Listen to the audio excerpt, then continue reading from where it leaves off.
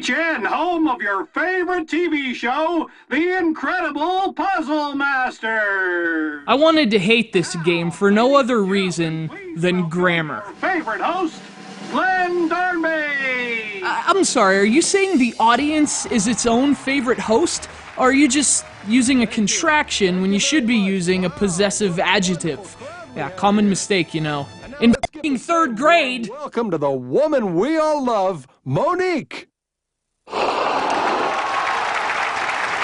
So obviously, I'm not a fan of stupidity, and nothing signifies stupidity like mixing up your and your. But I am a fan of good video games, and despite its awful grammar and occasional typos, James Noir's Hollywood Crimes is kind of a good game.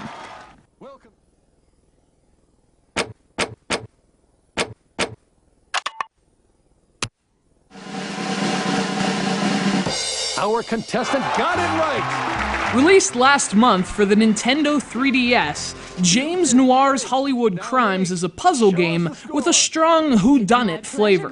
Think of something like Professor Layton, only weirder. Like, much, much weirder.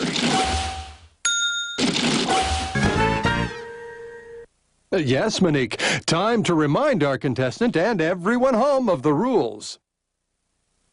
Hollywood Crimes is set in the early 1960s, and the game really nails the feel of its period. It's this serious murder mystery with an obvious noir influence, but it has the style of a You Bet Your Life or What's My Line. That 1960s game show campiness totally comes through here, and the way Hollywood Crimes mixes it into a crime drama is really unique. Buddy, take a sip of your fancy drink and then leave us alone, will you? Well, I don't usually like people telling me what to do, but since it sounds like it's the FBI... In fact, it's almost kind of unsettling at times. The game has this strange vibe, and a large part of that comes from its animations. Hollywood Crimes uses full-motion video for its characters, but the interesting thing is that it actually just loops the same video over and over, no matter what the characters are saying. So there's a jerkiness to everything, this sort of disconnected motion that creates a really creepy vibe. Your show. Since there are puzzles everywhere, I could use your skills.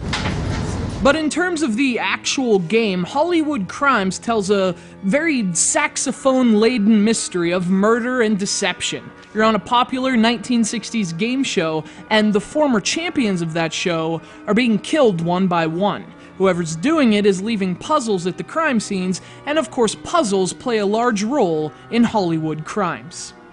The game's puzzles will seem familiar to anyone who's explored the genre on their Nintendo DS. In fact, for all its presentational originality, Hollywood Crimes is somewhat typical in terms of its puzzle design. Find the hidden message, finish a sequence of numbers. The puzzles are good, but again, they just don't have the originality the game displays in other areas.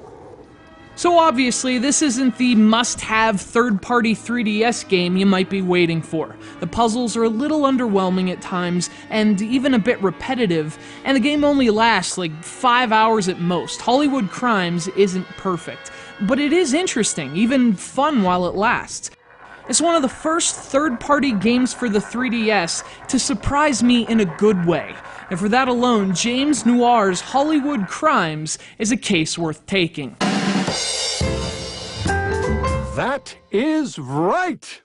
That was fantastic! Nice work! Let's see Monique's scoreboard. It's my pleasure, Glenn. Here are the results.